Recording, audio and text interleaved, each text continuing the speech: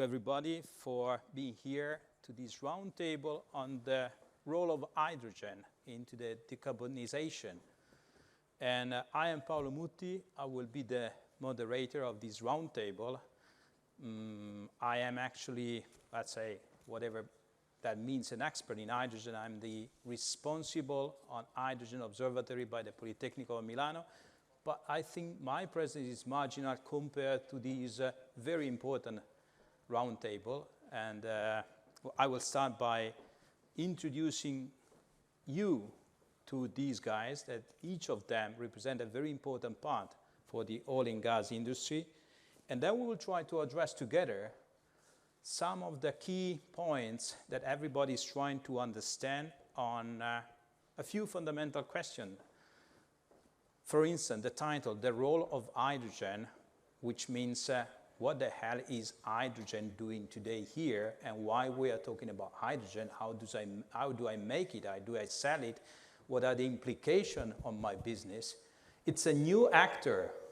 It's something that a couple of years ago we probably have heard about it, but now it's so fundamental. You open a newspaper and you start to read about hydrogen. So we will try to address some of these topics together. My invitation is also to have, I don't mean fun, but any question you would like to ask, somehow just do it, okay? We'll try to answer, because I think it's also the interest of these gentlemen somehow to provide you answers to questions. This is business. So let's start to introduce you the roundtable. So I ask each of the participants just to give a very short personal description and the description of the company you're working. So, Giacomo. Good afternoon. Hello, can you switch on the microphones, please? Of each participant. Okay, tutti.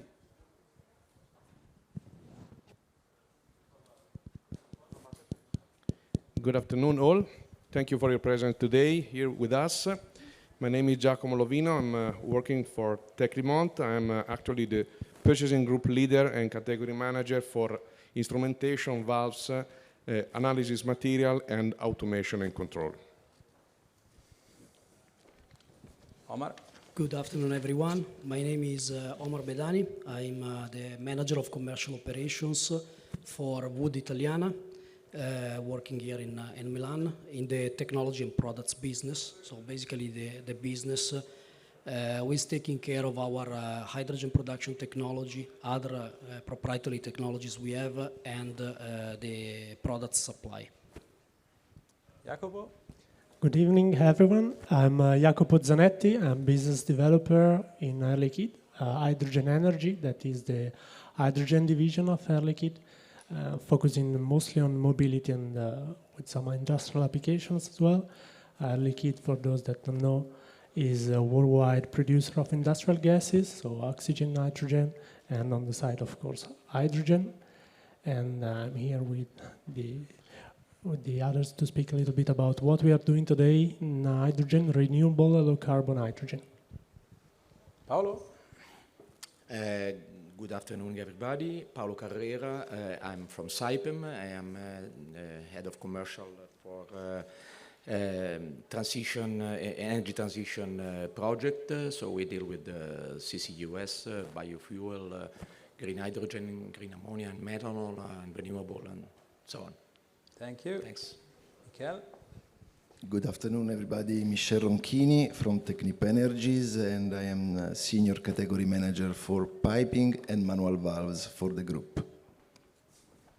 Giovanni?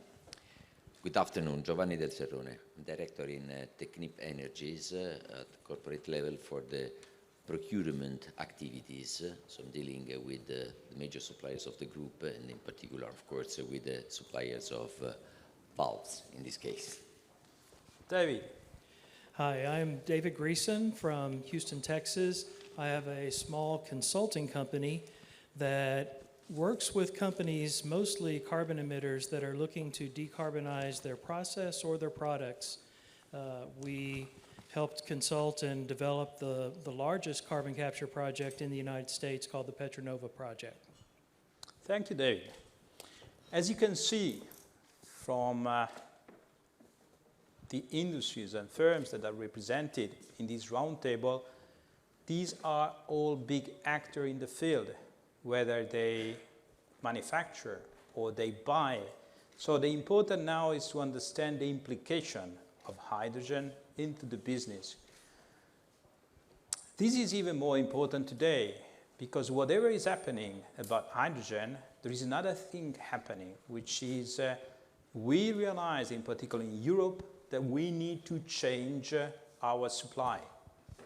The situation as it is today, it's not going to work for the future. We rediscovered that we have a too strong dependence on some suppliers, Russians, for instance, and that could be somehow something that I might consider more important than hydrogen, or it could be that hydrogen could help me in doing this different approach to the gas supply.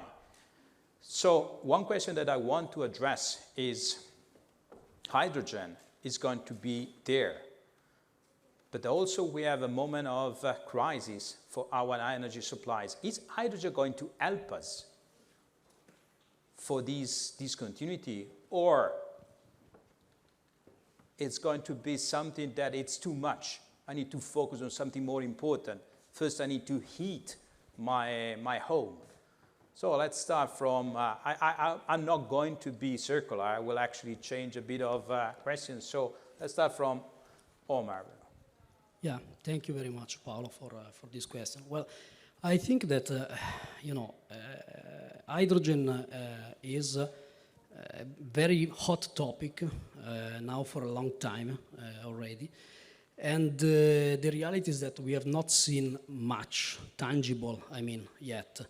This is because it takes time to develop.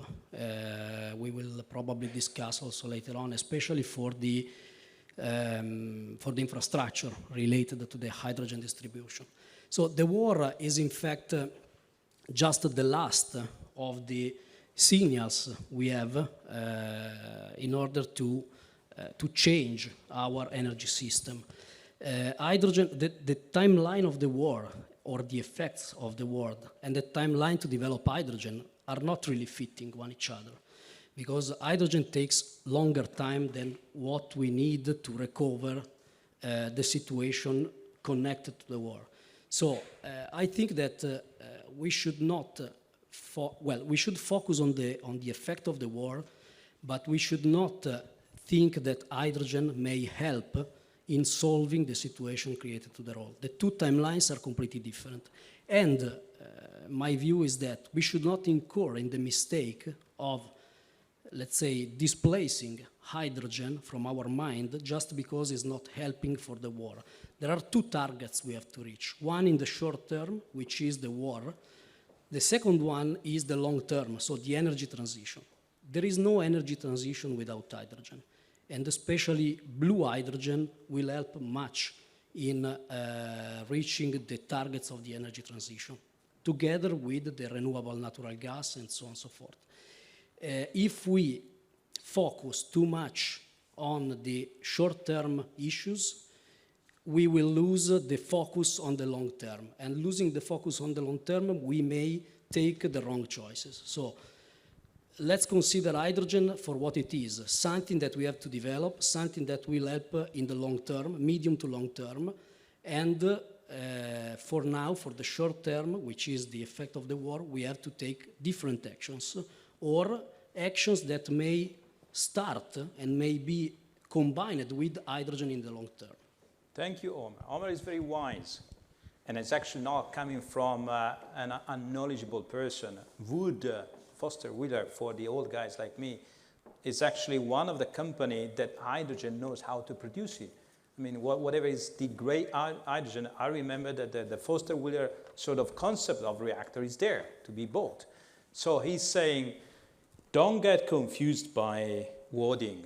Timeline is different. We need to do things in order that us, and in particular our sons or nephews, will survive. And we cannot just skip hydrogen, but we need to somehow make them working together. Jacopo, what's your view? You're another famous hydrogen manufacturer. Yes, thank you, Paolo, and thank you, Omar. So I would like to start just to give you some numbers to show you that so today hydrogen is already a reality in the industrial and in some cases in mobility sector. So in Air Liquide, for example, we are working with industrial customers in several industrial basins. I will give you just some numbers to show you a little bit what is the reality for Air Liquide in hydrogen today. We have been working for more than 50 years with hydrogen, with more than 2,000 kilometers of pipelines, mostly in industrial basins. We have something like more than 1,000 people working directly in hydrogen, and we produce around 1.2 million of tons with around more than 2 billion of revenues from hydrogen. So these are the figures that you have from our industrial basins.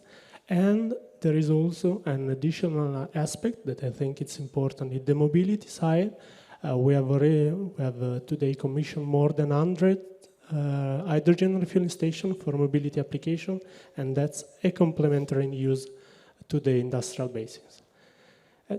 I'm saying this because why? Today we are talking a lot about hydrogen, but hydrogen is already a reality in industrial and mobility sector. What's next? So the next step is to decarbonize this hydrogen, both for industry and for mobility. Why? Because we, like Air Liquide, we have set an ambitious goal, and together with us, a lot of other companies, in order to be aligned with the Paris Agreement. In Air Liquide, for example, we have set the ambition to decrease by 1/3 our emission by 2035 and to be carbon neutral for 2050. This is important because the transition we are working on today is to decarbonize the hydrogen, first of all, in basins where the hydrogen is already present, and eventually to produce e-fuels and other hydrogen for other applications. In this context, and keeping in mind the war, I think that what really keep us working toward the direction is this decarbonation effort. That is not only a company effort. So to give you a big picture, at the European level, there's been several acts, and recently Europe has announced the Repower Europe. In the Repower Europe, the Commission, together with the member states, want to double the ambition on hydrogen production in Europe. We were at 10 million tons before, now we want to set a target of 20 million tons. Half will be produced in Europe and half will be imported. So it means that there is an opportunity both in Europe and in exporting countries. There is an ambition at the Italian level with the NRRP, or a National Recovery Resilience Plan, where there are on the table 3.6 billion euros dedicated to hydrogen production, mobility, and other funds for research. There is a hydrogen strategy at the Italian level that is in a preliminary phase with 5 gigawatts of electrolyzers, planned investment for 10 billion euros. So you see that there are investments on the table. There is a strategy that is constructing at the European level.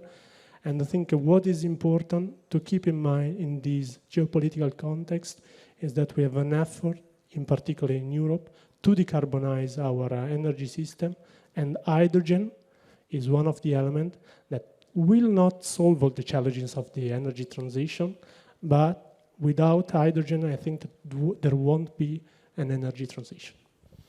Thank you, Jacopo. Jacopo is not a guy that somehow for which or for whom hydrogen is very important.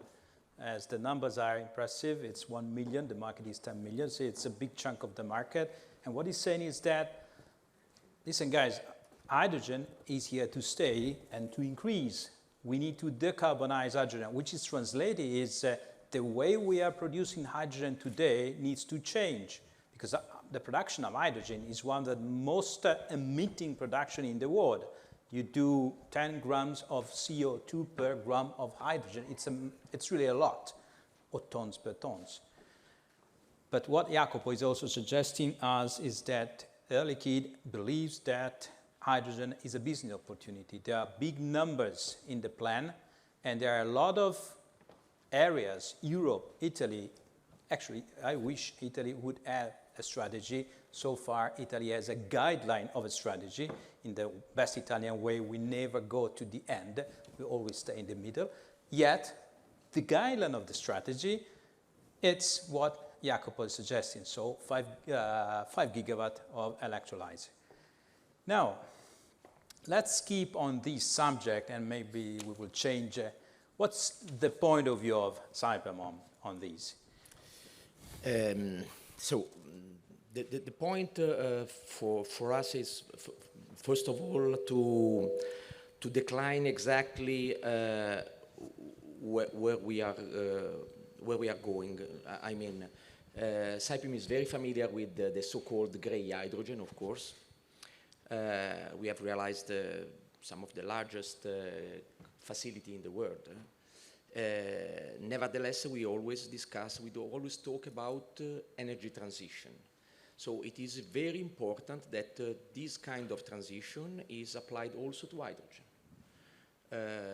In the pre-COVID era, at least 70 million tons of pure hydrogen were produced, mainly by fossil fuel. So it makes no sense to think to a direct shift from gray to green, okay?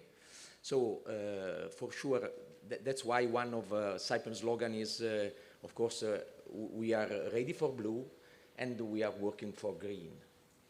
That's the reason why it will be possible also to have, let's say, a cost competitiveness of the price of the green. Everyone is aware of the fact that now green it costs 3 times in comparison with gray and 2 times in comparison with blue. So which are the keys to go ahead and try to, let's say, to tighten this difference. For sure, we have to boost, to strongly innovate. Innovation will be one of the most important key in this field and in this market, along the entire value chain. I mean, production, storage, distribution, and final use, engine, and so on. Then the cost of renewable energy should decrease, for sure. Otherwise, it will not happen. I mean, in particular, if we talk about offshore wind. And third, according to what the government of industrialized countries done for renewable, an important plan of incentives or taxation should be put in place. Thank you, Paolo. Now, I translate, but maybe for all of you, it's clear what it is, the coloring of hydrogen. That's a new sort of stylish way to identify technologies. And actually, the bad colors like gray or brown are the ones that are connected to pollution, of course. The nice colors, blue, green, pink, turquoise, are the good ones. What Paolo is suggesting is Saipem is, let's say, a firm that makes business with hydrogen. I mean, we were used to manufacture some of the most important plants of gray hydrogen. Now, these plants need to be somehow changed, whether you change that, retrofit something. And the first change, which is a big debate in Europe, is the transition from gray, which is today, to the next. The transition needs to be expressed in terms of coloring. And so the first transition would be to green to blue. What the hell does that mean? Meaning that the CO2 needs to be captured, stored, and possibly used. That is the blue. Maybe a lot of you already knew, but I want to be sure that the main terms are clear to everybody. While the green hydrogen is the hydrogen that is made using a renewable source for pumping electricity in a device that is called an electrolyzer, which takes electricity and produces hydrogen. That's what everybody wants to do. That's cool. The little problem is it's more expensive. The other problem is the renewable, by definition, goes up and down. No one will ever be capable to produce a single gram of green hydrogen at midnight. Why? Because there is no photovoltaics. But, well, you may be connected to wind. Okay? So it's an issue. But what Paolo is suggesting is that it's business. It's now launching a technology issue, and what's the motto is we are ready to green, but blue, no, we are facing green, but blue is ready. What? Ready to blue, because blue is here. Exactly, exactly. That's fundamental, okay? Let's finish this sort of more or less technological point with Technip. I mean, I know that you typically share important thoughts about, so Michel and Giovanni. Yes, thank you, Paolo. So basically, I think that you remember that we were together last October when we started speaking about ESG, energy transition, and such really important point. Climate change is a fact, and speaking about the slogan, in Technip we used to say that we want to build a better tomorrow.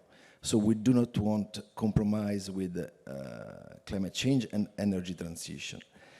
I think I'm not a technical guy, so thinking about your question, I think that we have to separate two important concepts. The first one is the structural necessity of this energy transition.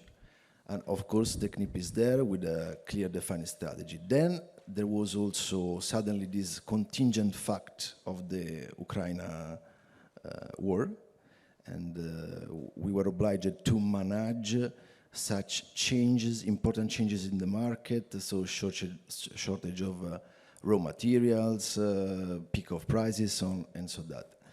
Indeed, I think that this contingent fact cannot affect the purpose and the idea behind the energy transition. So for Technip, hydrogen is a necessity. We are there with several initiatives. Of course, there is also the traditional market, and we are working there to decarbonize the well-known industrial process.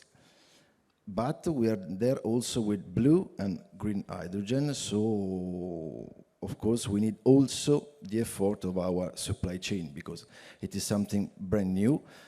In terms of green and blue, of course, we are facing with hydrogen since 55 years because of the hydrocracking, hydrotreating.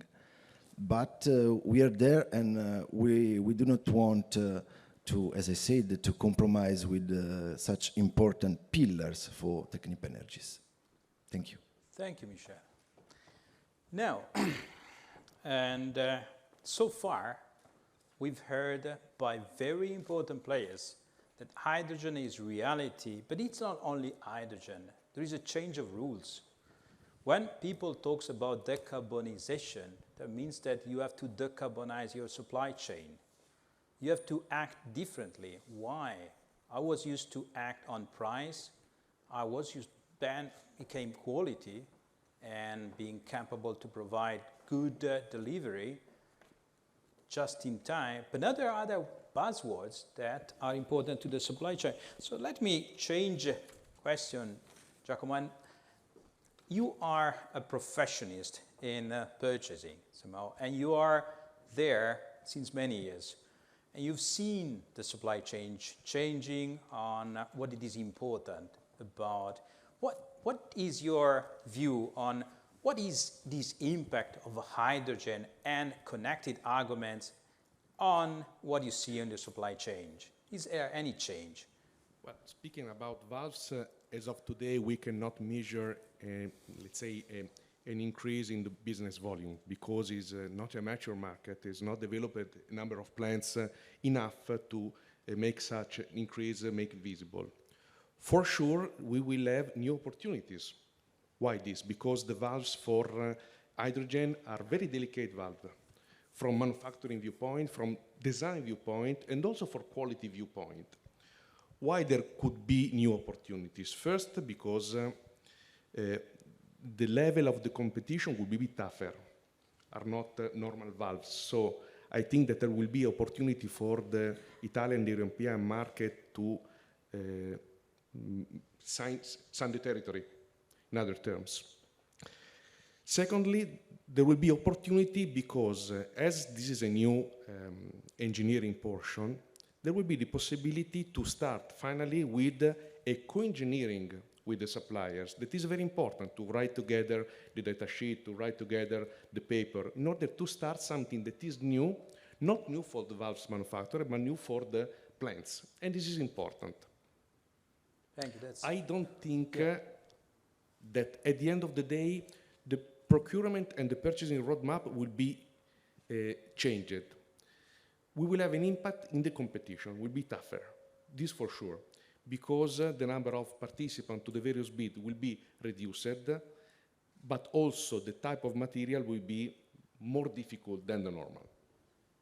So, if I get it right, I mean, that's a good news, considering that the Italian valve sector is the most important in the world, is the most advanced in the world, meaning that, let's say, if the supply chain is capable to get this momentum right and to drive the transition, not just to be behind the transition, they will be able to exploit something that sooner or later is going to happen. Now, of course, sooner or later means timing, and everybody wants to be on time. I don't want to invest now and then the thing is going to happen in 2 years' time. But it's important. And I mean, for some of you, or a lot of you were there already when hydrogen became a buzzword. It was around the 90s, more or less. I mean, there was Jeremy Rifkin's book, Hydrogen Economy. Then a lot of people started to invest in something called fuel cell. We were ready to see a transition. It did not happen. 30 years later, we are back in talking about hydrogen. And a lot of you are thinking, okay, I've seen this movie already. Well, I guess that this movie is going to be different. Let me just get the opportunity of having an American guest to understand what the hell is happening from the other side of the ocean. If there is the same emphasis on hydrogen, what it is hot about that, is that going to be an impact on the American industry, because we are connected together, and even more after this Russia-Ukrainian crisis. What's your viewpoint on the US? Grazie, Paolo. So it's very active right now in the United States. Hydrogen is a focus. During December, the US Congress and the President passed a law that provided $10 billion for hydrogen hub development. Of course, right now, blue hydrogen is the focus, and therefore, in order to have blue hydrogen, you have to have a CO2 pipeline infrastructure to take the carbon dioxide from the hydrogen producer and store it in geologic formations, which we are blessed with in the United States. So there's another $9 billion that's been approved for CO2 pipeline infrastructure so that we can truly have blue hydrogen production. My business, I have more than I can handle right now. So many people are looking at hydrogen hubs, carbon dioxide storage hubs, carbon dioxide pipeline infrastructure development, and carbon capture and compression and dehydration systems in the United States. It's very active right now. The incentives, the development grants that are available are in addition to a $50 per ton incentive from the government as well for every ton of carbon dioxide that you sequester. So all these are working together to create a very large amount of interest and activity in this area in the United States. Thank you, David. Okay, this was the first round of questions just to warm up the thing. And in order to more or less speculate what the hell are we talking about in terms of business, and what we understand is that something is going on. I mean, these guys are big industries, and they are talking about their view on something that is going to be more business. And then the United States are moving, and the valve value chain will also see changes. But one of the problems with hydrogen is to understand something we are not used to know. hydrogen is something, but how do I manufacture that? Where do I get this from? How much does it cost? Once I have it here, how do I transfer it there? How do I use the same pipeline? How can I use the same pipeline if the natural gas is there? Do I have to add another pipeline? And those are arguments that I will try to address considering the very high level of expertise of these of the roundtable members. Let's start from a simple question. Hydrogen needs to be produced by something. We understand that hydrogen, according to the way you produce it, you give it a color. You've been hearing about the blue hydrogen, which I insist it's the gray hydrogen, methane reforming standard process plus capturing. And then the question is, I do capture CO2, but where do I store it? Do I have a hole in the ground? Do my neighbors have a hole in the ground? Or where is the hole in the ground I can place the CO2? Or there is the green hydrogen, which is the really cool thing, which is provided by renewables. So the question is, what it is the readiness of hydrogen manufacturing in order to have something ready tomorrow, or ready in 5 years or in 10 years? I'm not going to circulate the questions, so I will leave the members to grab the question and provide maybe his point of view. So, even if I'm looking at you guys because you are actually the ones making, and Paolo too, but what's the readiness according to you? No, I don't want to be the first for the second question. So okay. Let's give Jacopo the chance to answer first. So Paolo, Jacopo, readiness. Be honest with these attendees. You need to provide something where there is no cheating. I mean, these are serious businessmen. They want to know the truth. Readiness, and if it is not ready today, when? And what is going to be ready by when? Yes, so I will take the lead on this question and I will leave the word to the others. So let's say that, first of all, Paolo was talking about colors. You will hear me talking about renewable and low carbon hydrogen. Renewable is green hydrogen, more or less, and low carbon can be blue hydrogen, more or less. What is important to keep in mind that what will be looked at, European, but in other members, in other states, is the amount of CO2 per kilo of hydrogen that you produce. This will be like the key parameter to keep in mind. When it comes to hydrogen production, of course, I will not go back to the traditional way with ATR or SMR technology. Today, when it comes to renewable production, so in Air Liquide, we have been growing our experience with electrolyzers. So for those that don't know, really briefly, electrolyzer is technology that allows you to produce hydrogen from water and electricity, and you produce hydrogen and oxygen. And if it's oxygen in sufficient quantity, it can be even valorized. So with this technology that requires renewable energy, one of the key important points is the renewable energy, indeed. So one point that we will have to watch carefully is how the legislation of renewables will evolve and how this will affect renewable hydrogen production. Because without renewables, we will not have renewable hydrogen. Which is the maturity? So today, there are the technologies. So there are PEM electrolyzers that are proton exchange membrane technologies, alkaline electrolyzers with a much longer experience and different applicability. These technologies today are ready. The point is the massification. So the effort that we have to put is the industrialization, massification, because we have to decrease the cost to make them more competitive, to increase the sizes. This is important to make hydrogen competitive. To make that competitive, today there are a series of funds. To name a few, you have the IPSAI, Hydrogen IPSAI Europe, Innovation Fund, CFT for Mobility, and so on. These funds have the potential to reduce the initial gap between the current cost, that without funds will make the project not profitable at all, and and expected future costs where they will be more competitive. So today, for renewable hydrogen, we have the technologies. What we need is scale them up. To give an example, in Air Liquide, we started in 2017 with High Balance, that is a project in Denmark, and we started with 1.5 megawatt. Last year, in January, February, we commissioned the first 20 megawatt PEM electrolyzer in Canada. And today, we are working on 200 megawatt electrolyzer in Normandy Basin. That is a typical example where you can see where renewable hydrogen can decarbonize the industries present in the basin.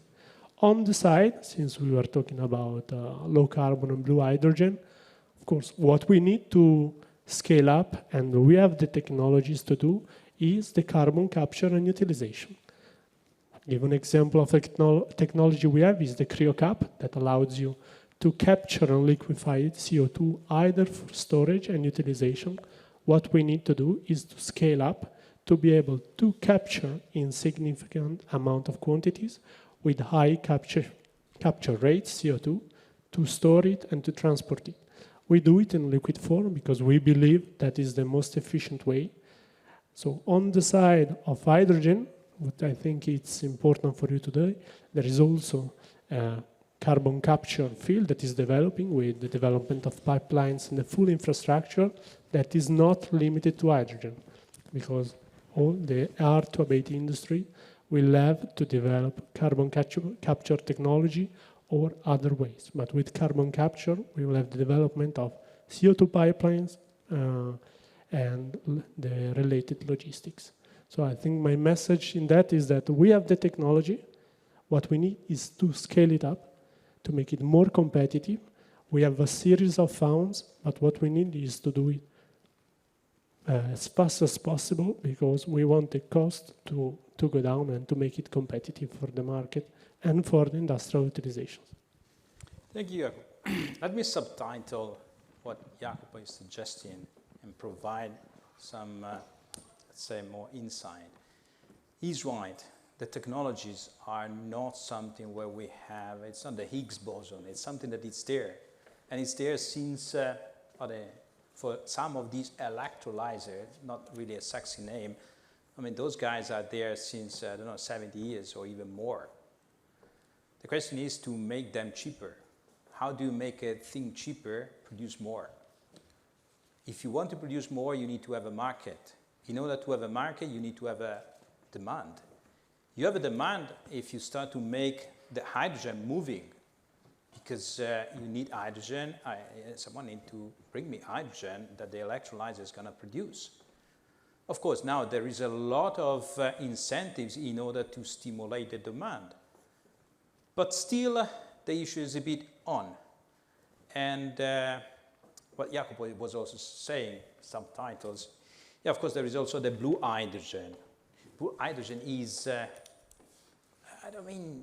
very easy, but it's not completely difficult because it's a standard plant where you apply some extra technologies which are known. I mean, new technology is very sexy, it's cryogenic technology, one of the best, but there are even more older technology you can use. The question is then, once you've captured the CO2, what the hell are you going to do with that? Are you going to dig a hole to place it underneath your plant? You cannot dig a hole, it's too expensive, you don't know how to do it.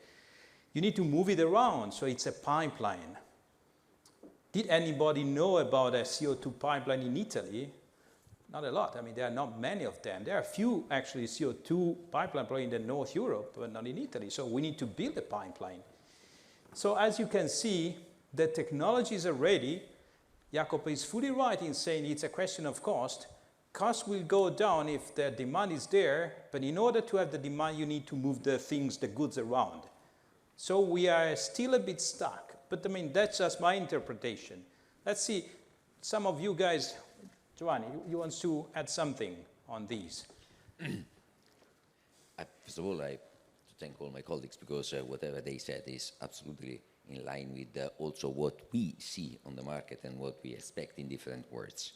What I think it is important are two items, honestly speaking. At first, technology is available, but it is to be developed because, as everybody knows, while we know the things, in reality, we invest on developing things when it is necessary to do it for different reasons. And now there are the reasons. Everybody knows that there are no projects foundable if they are not sustainable, which was not before. So the development of the technology in order to scale up or to produce or to make it better in order to cost less and answer to the demand is ongoing. What I can tell you is that, for example, our company is participating to all the initiatives which are relevant to the development of the technologies in the energy transition because they are necessary and we want to be and to stay on the market. And I think that this is exactly the same on different words for all the colleagues which are represented here. I can say the second thing that we in Italy, the valve manufacturers that are represented here, as you said, as everybody said, is the highest level that we may have in the world. And they will contribute because the development of the technology cannot withstand alone. It is to be, as somebody said, the participation of all the efforts which can be done in order to have and to obtain this to happen. We know that hydrogen is very sensitive, it's extremely difficult to be kept because it is very small. And so there are a lot of material problems, a lot of fugitive emissions, a lot of things, but no one better than our colleagues here can participate to the development of what it is necessary. There is, in my humble opinion, a question which is valid for all of us. It is an integration of different prospects and technologies to obtain the result, to go to the famous complete decarbonization, zero CO2, etc., etc. It cannot be just one. We know, everybody knows, we have discussed this already. So there is a contribution of different technology in different fields, including hydrogen, of course, which is extremely important. The problem is that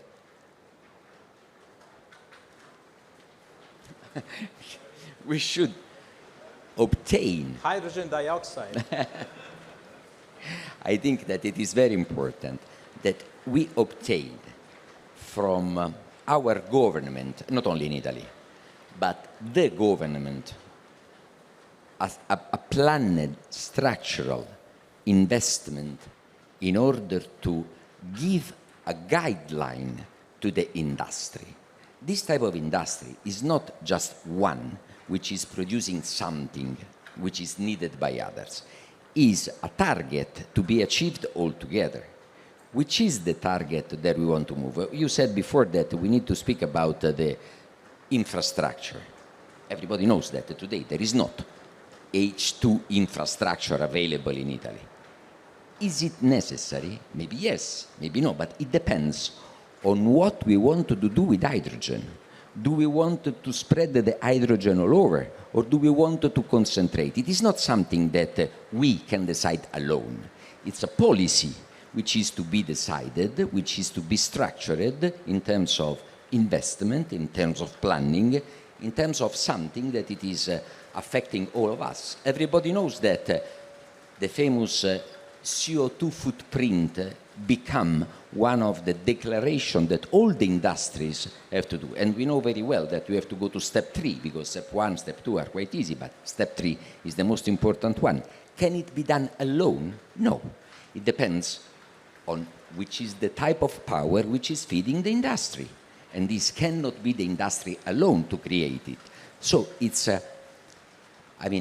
it's an environment which is to be build up all together, giving from the industry, in my opinion, the elements to the politics of what to do in order to remain leader where we are and to develop what it is needed, and vice versa.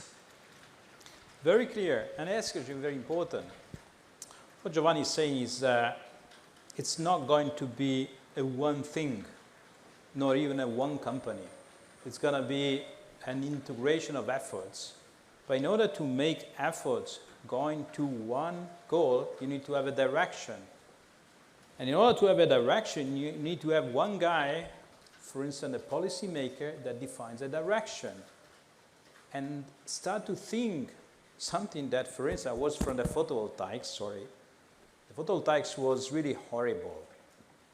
We started actually probably in Italy, where in Italy there was only the only plant before the big boom who was manufacturing solar, actually all the solar cells and modules. It was called Eurosolare. It was owned by Eni. Then there was the boom. Everybody wanted to do photovoltaics. In those years, no one cared about the industry. No one thought about, can be this an opportunity for making an Italian photovoltaic industry to be successful? No way. The important was to make money out of that business. A lot of people started to place modules, manufacture anywhere, in particular in China, low quality, good quality, whatever it was. We all died. I died, actually. I was actually the CEO of one of the largest manufacturing on solar modules in Italy, and was not an easy life. I shut it down.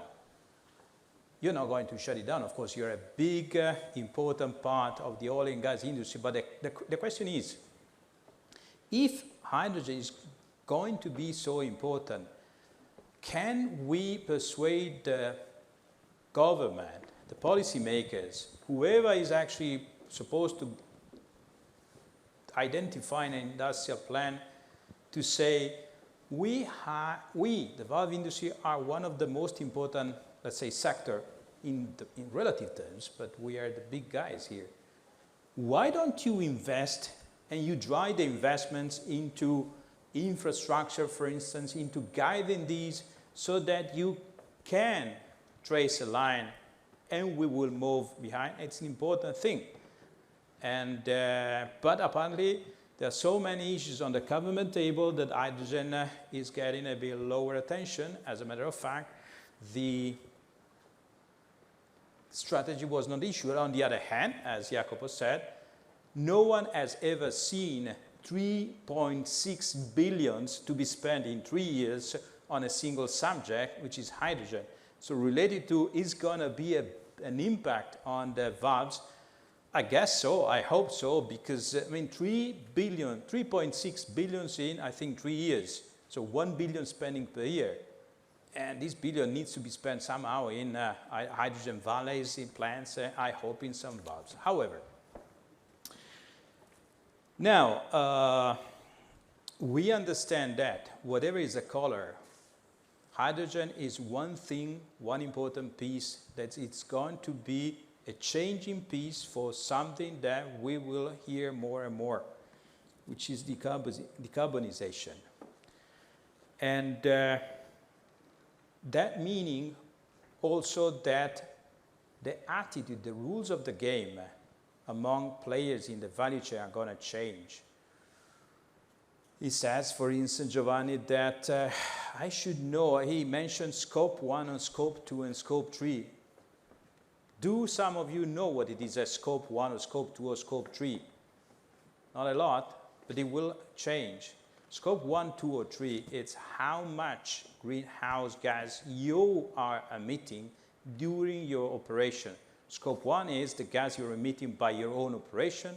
Scope 2 is the gas, the CO2 you're emitting due to your operation, in particular when you use electricity. Scope 3 is whatever is emitted by your value chain downstairs or the value chain upstairs. Those requirements are going to be more and more important for you guys.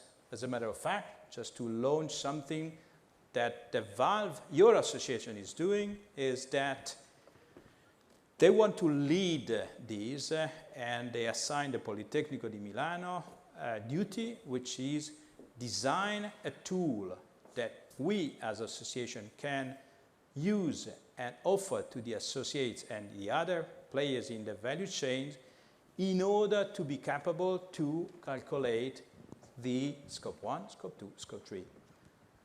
So far, you might see that as another thing to do. I already had ISO 9000. I already have my, I don't know, auditors for the financial. Don't give me these other things. Well, guys, that's going to be a change. Why? Because something needs to be clear.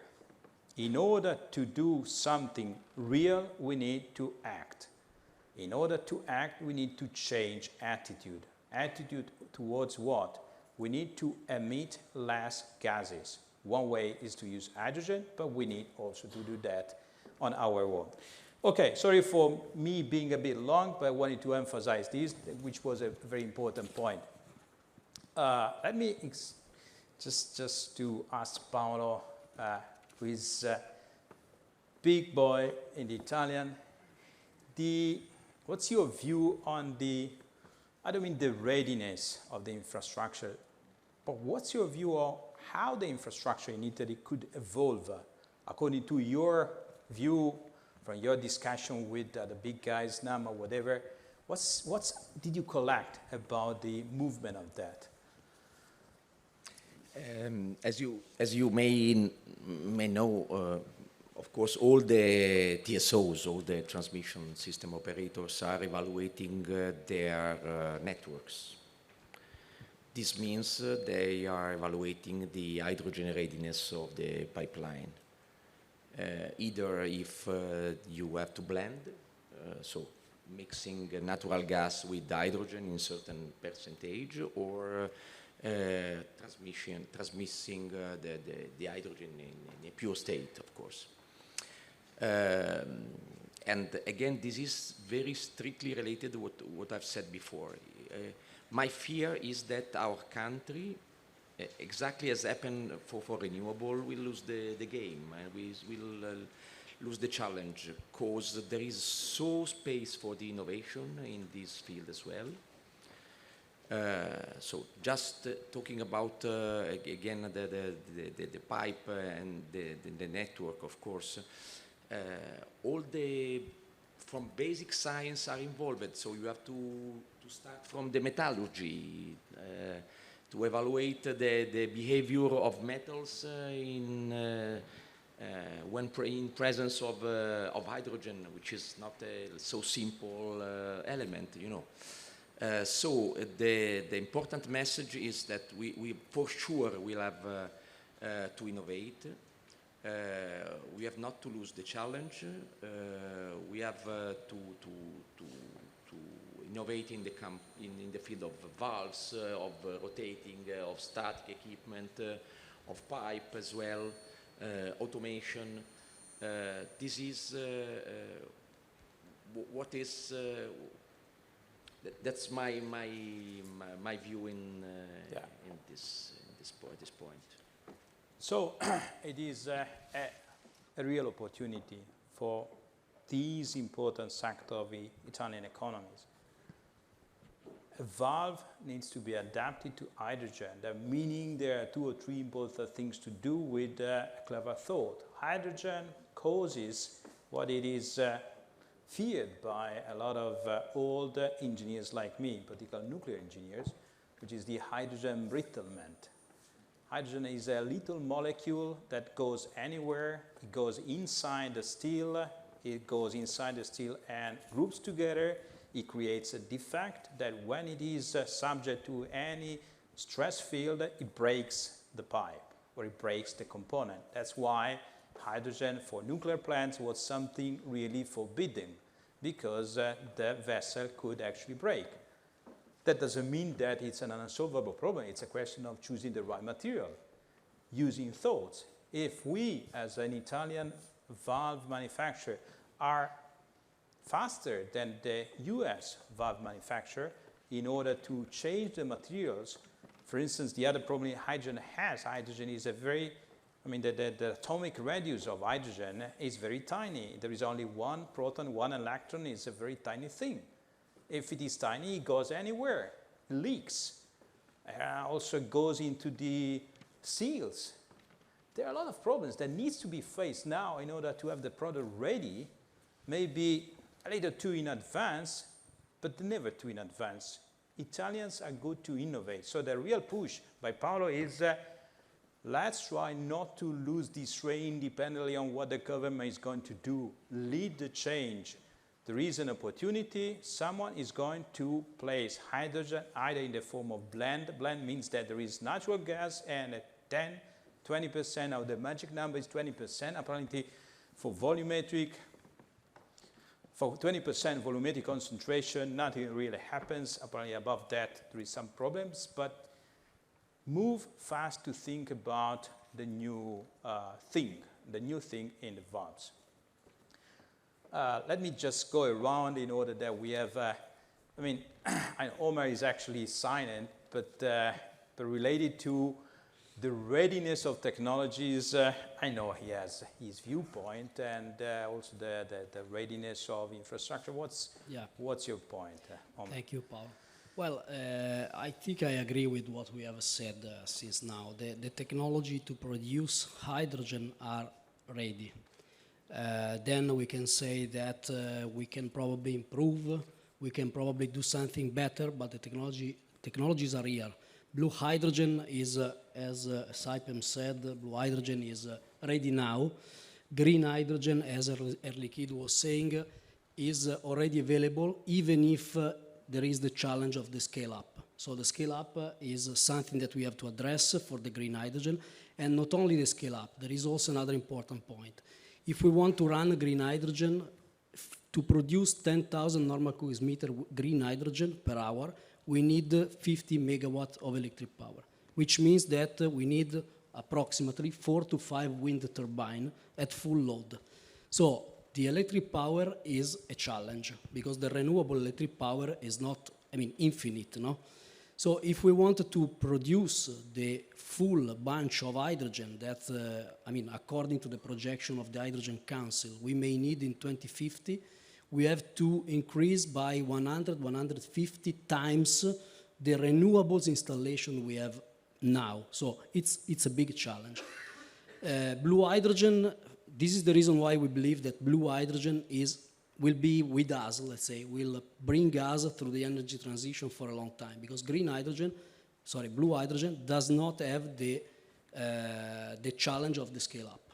It's whether it is steam reforming or autothermal reforming or partial oxidation is something that is already available at scale to produce hundreds of thousands of normal cubic meter per hour. The challenge remains the CO2 captured, as you said. So what to do with the CO2?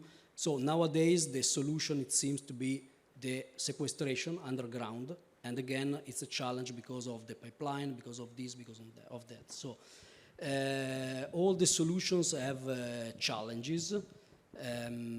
We have to be very, very strong in addressing these challenges.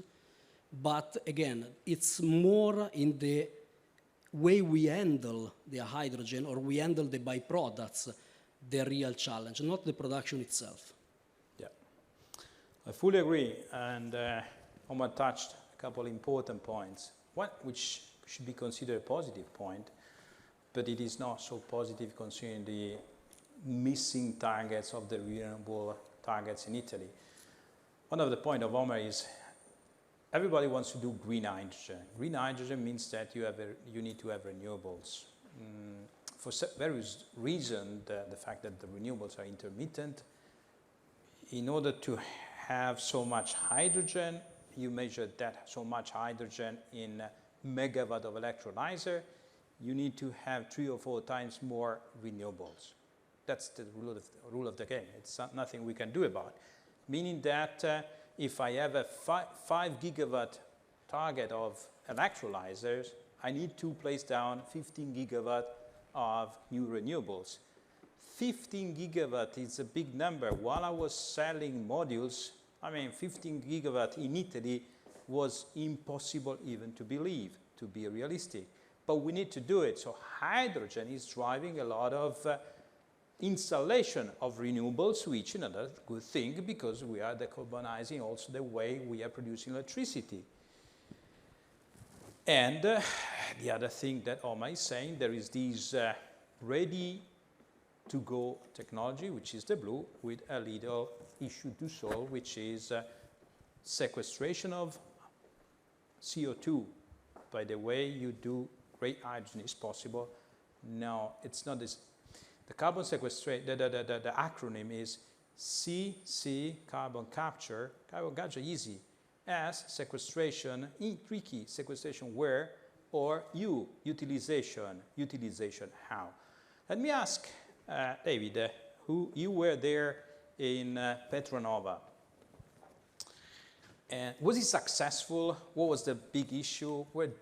How did you solve the SU problems? I mean, we have the chance that David made it, a blue hydrogen plant in real life. So tell us more about it. Yes, we went down the U pathway. The carbon dioxide was used in enhanced oil recovery. When that project was developed commercially, we did not have the incentives that are available now in the United States. So I put together an oil company that included a CCS demonstration, but Petronova is an oil company. It takes flue gas from a power plant and turns it into oil by enhanced oil recovery in the ground. So the status of the plant right now is it is shut down. It was shut down during the pandemic because of low oil prices. So it had nothing to do with the carbon capture. The carbon capture plant performed beautifully from the day we turned it on, and it operated for 3 years until they turned it off.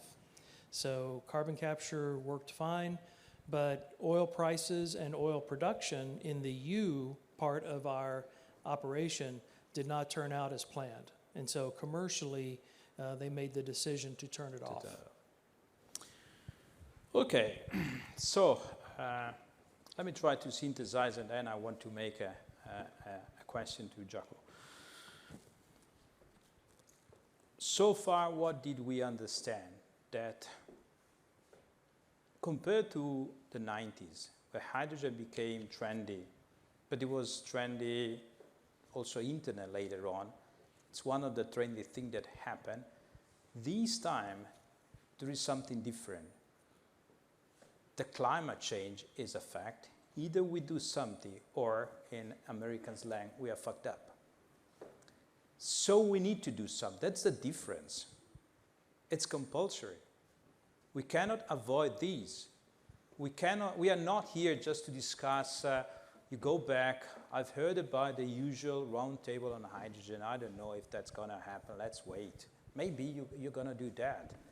But this time, it needs to be done. But it's not just hydrogen. It's the way we do business.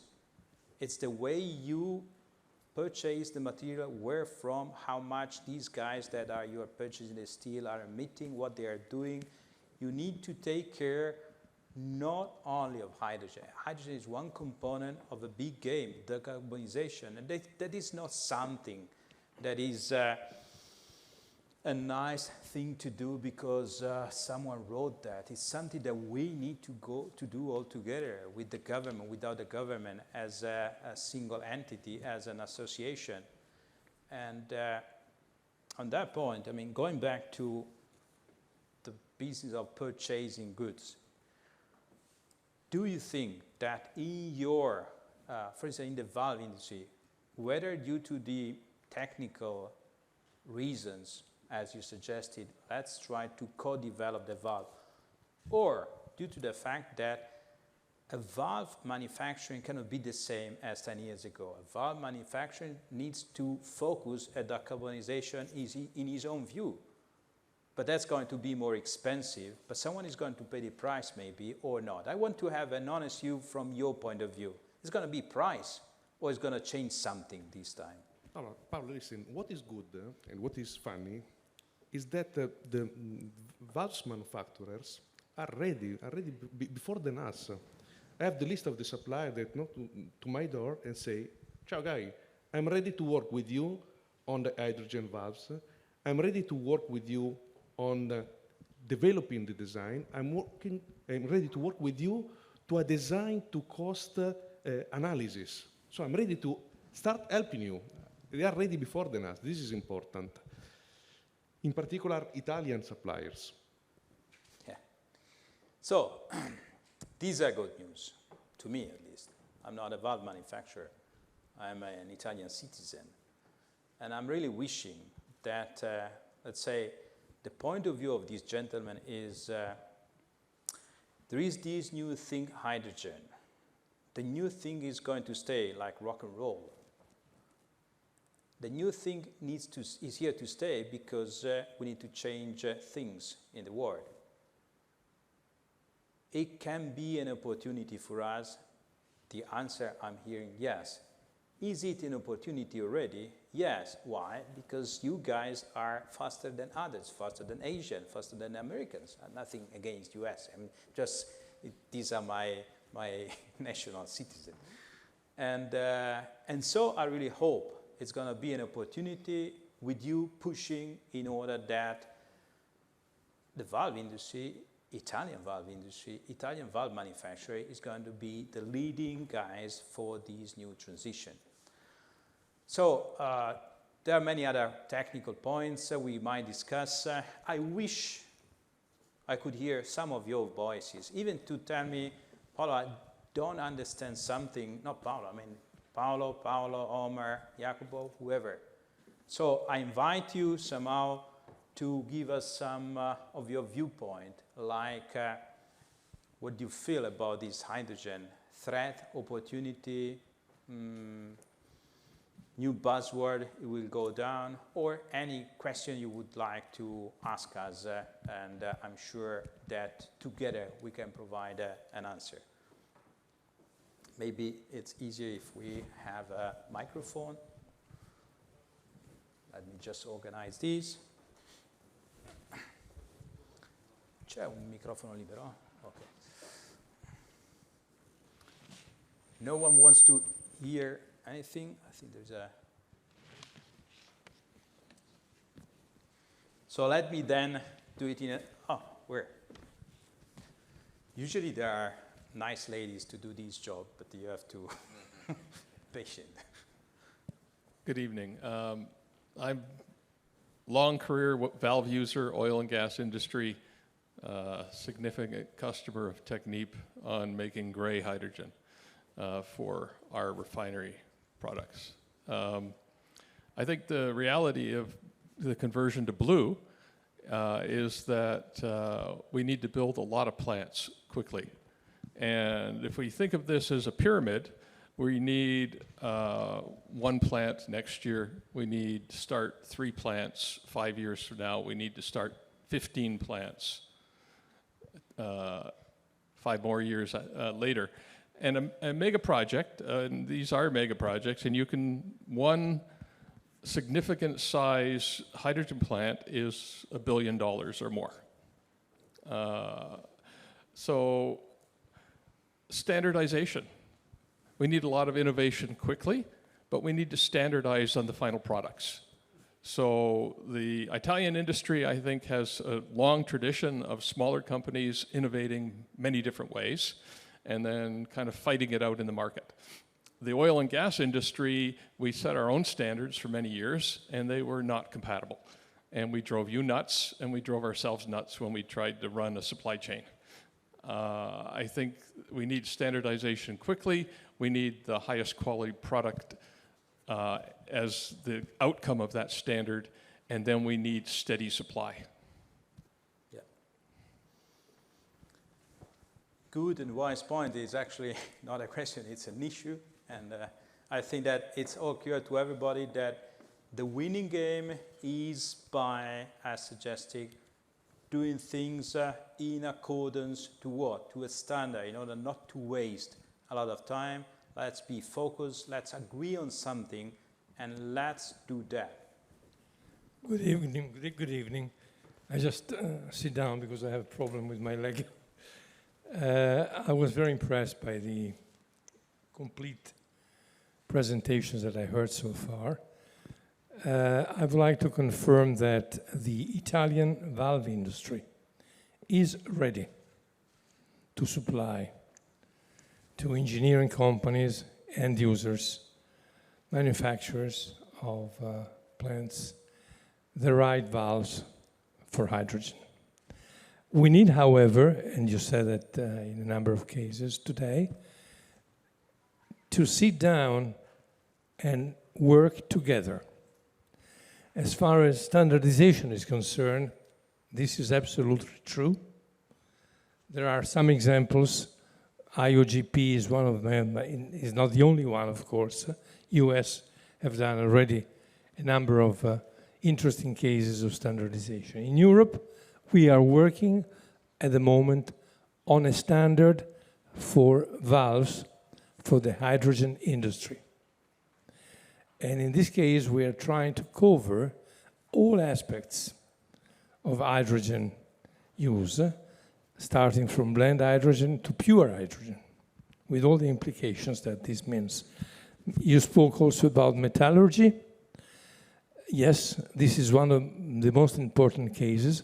In this room tonight, I have a number of friends that are manufacturers of valves, and they produce already valves for hydrogen applications. And it would be nice to listen at least to one or two of them, which are present, not far from me at the moment. However, I think that the best thing to cooperate is to create a platform of exchange of knowledge, of views. The valve industry, the Italian valve industry in this case, is ready. I like to remember very often that we've been manufacturing valves for more than 2,000 years. And some of the valves are still working in different forms. So it is really something that it could be an opportunity for the Italian valve industry to work together with the engineering companies, end users, and manufacturers of machinery or plants to find out the right solution.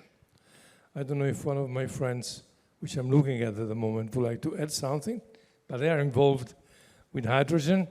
Some of them are also involved in the US with hydrogen for aerospace, and that's another interesting application because transporting hydrogen in the space is quite a problem.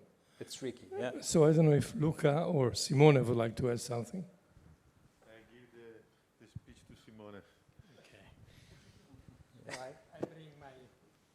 I bring my short experience. Two things talking about standardization. Last week there was the API meeting in Chicago, and at the meeting one of the team was the construction of new specification for hydrogen. The problem is that when we talk about hydrogen, liquid hydrogen, gas hydrogen, high temperature hydrogen, gas hydrogen at 20,000 psi are not the same.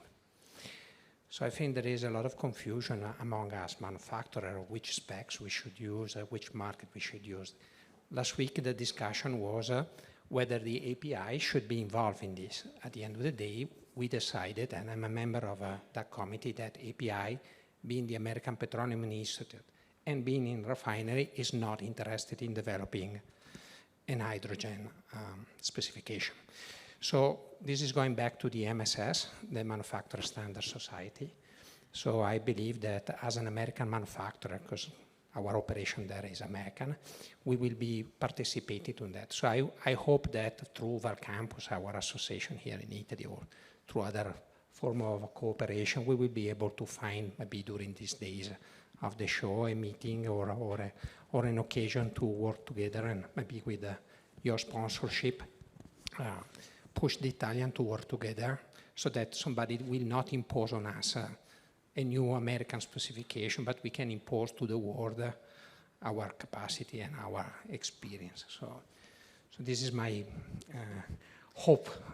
Yeah, it's a hope, huh? Yeah, it's my Paolo, hope too, you know Simone. that. Yeah. Thank you. Really, it's actually for me very refreshing to hear these.